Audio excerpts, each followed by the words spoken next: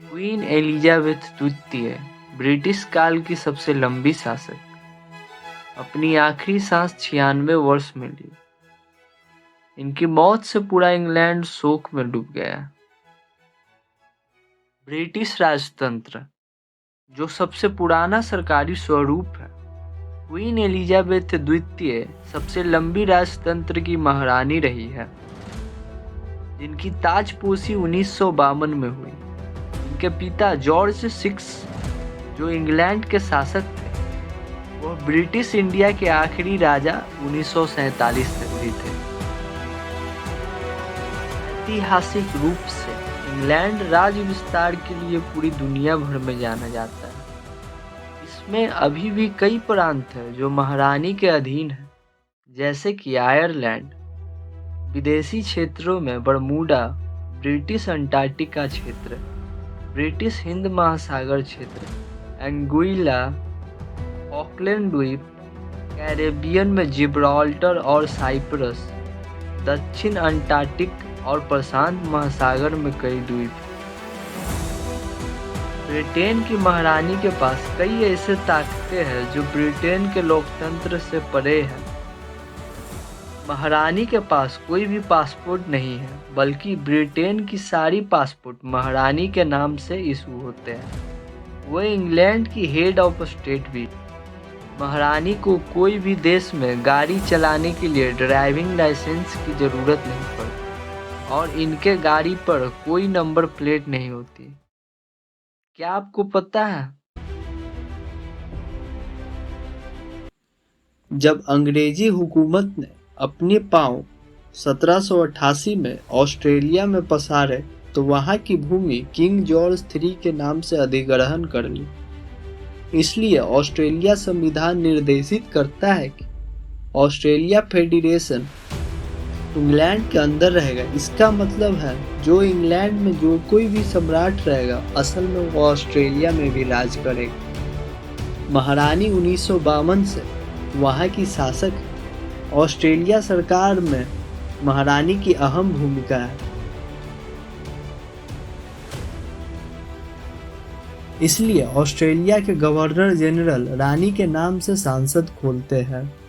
Clause 68 संविधान दर्शाता है कि राष्ट्रमंडल के नौसेना और सैन्य बलों की कमान महारानी के प्रतिनिधि के रूप में गवर्नर जनरल संभालते हैं। वो चाहे तो किसी भी युद्ध को शुरू या खत्म कर सकते, यहाँ तक उन्हें परमाणु युद्ध की भी इजाजत दे सकते।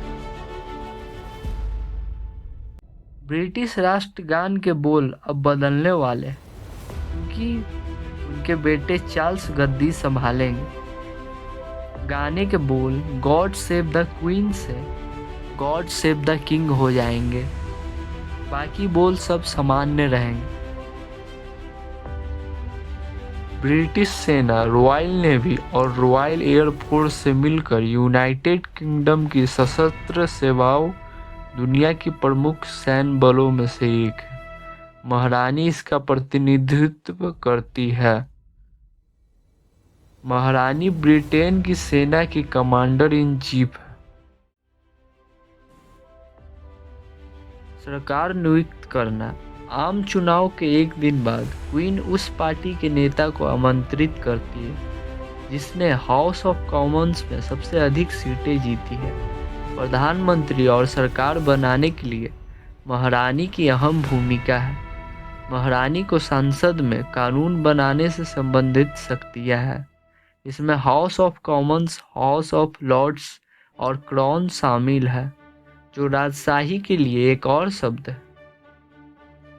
रॉयल स्वीकृति। House of Commons and House of Lords द्वारा बिल को मंजूरी देने के बाद इसे एक कानून में बदलने के लिए महारानी को भेजा जाता है। महारानी उसे तकनीकी रूप से अस्वीकार भी कर सकती है।